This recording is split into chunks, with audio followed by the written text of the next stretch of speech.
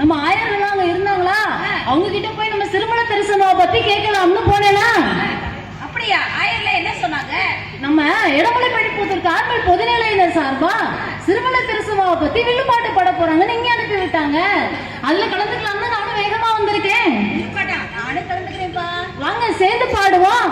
வணக்கம். வணக்கம் என்ன ரொம்ப சிம்பிளா இருக்கு. அதுக்கு என்ன சும்மா தூள் கலப்பலாம்.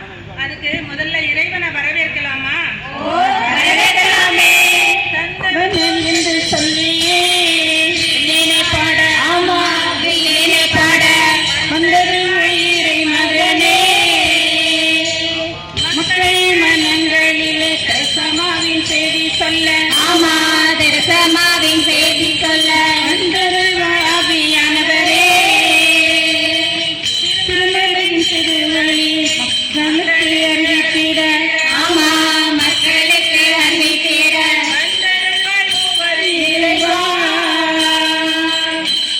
தேவனை வரவேற்றாச்சு. வந்திருக்கும் அனைவருக்கும் வணக்கம் சொல்லலாமா?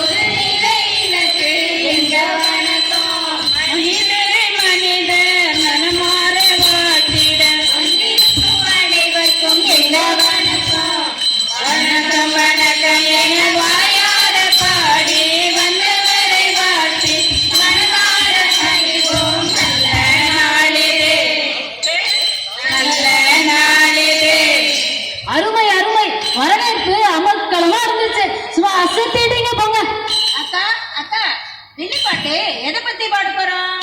கேட்டுச்சு போ. பத்தி தான். அவங்க புனிதர் பட்டம் வாங்கி 100வது வருஷம் அதை கொண்டாடதான் தமிழ்நாட்டில் பல்வேறு இடத்துல இருந்து வந்திருக்கிறாங்க. அக்கா அக்கா, நம்ம சிறுமலை தரிசனமாவோட அப்பா அம்மா பத்தி கொஞ்சம் சொல்லுங்களேன்.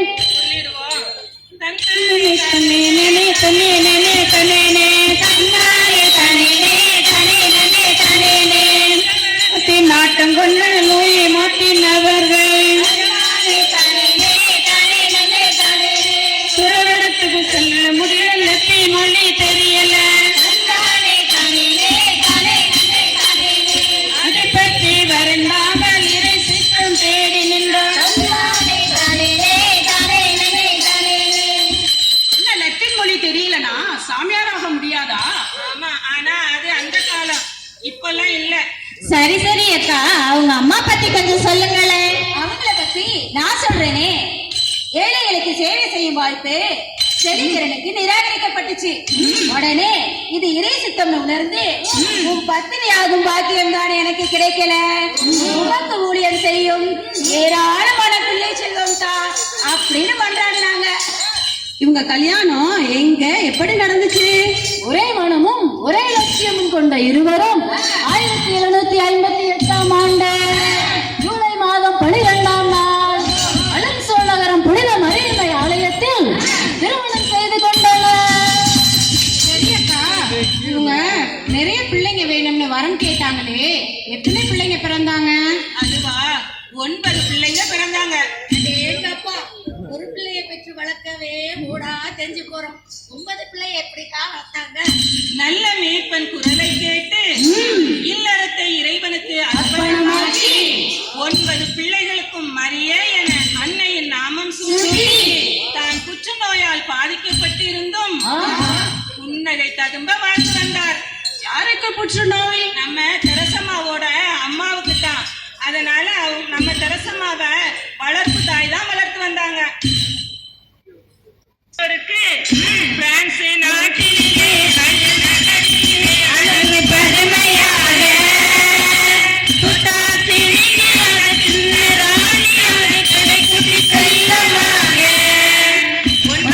மகளாக 1873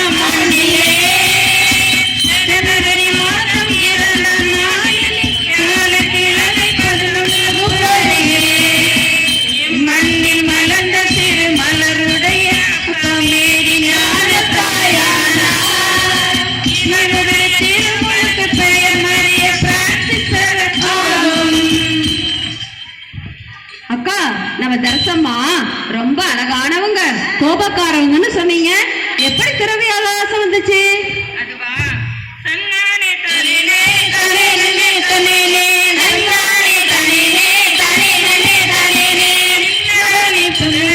தயாரிப்பின் போது அக்காவை பார்த்த போது தானும் ஓர் நாள் குழந்தை இயேசுவின் தெரசமை மாறி தன்னானே தானே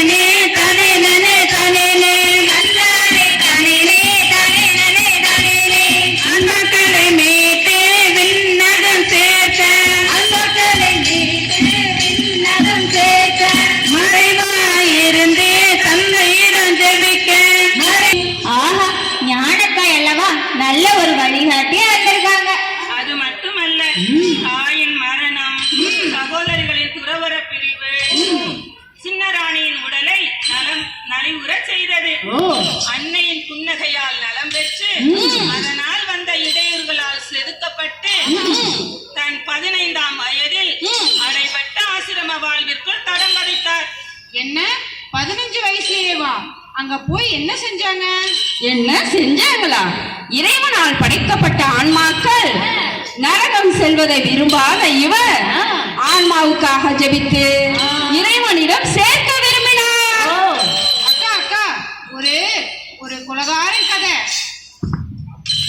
அந்த கதை எனக்கு தெரியும், நான் சொல்லட்டுமா? செய்தித்தாளில் வந்த கொலைகாரனின் ஆன்மா குறித்து கவலைப்பட்ட தரிசம்மா அவனுடைய மனமாற்றத்துக்காக உருக்கமா ஜெபிச்சாங்க. அவனும் மனமாறி நல்ல ஒரு மனுஷனா மறிச்சான். அருமை அருமை. நாமெல்லாம் யாரையாவது பார்க்க போனோம்னா என்ன கொண்டு போவோம்? பழம், நம்ம சின்னராணி அவங்களுக்கு பிடிச்ச ஆண்டவரை பார்த்தா என்ன கொண்டு போனாங்க தெரியுமா? சொல்லுங்களேன். நான்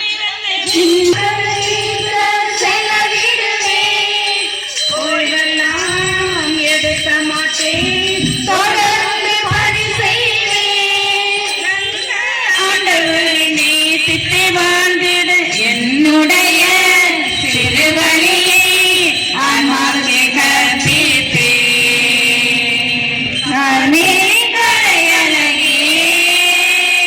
அக்கா அக்கா, அவங்க சொன்ன சிறுவழியை பற்றி ஒரு பாட்டா பாடுங்களேன்.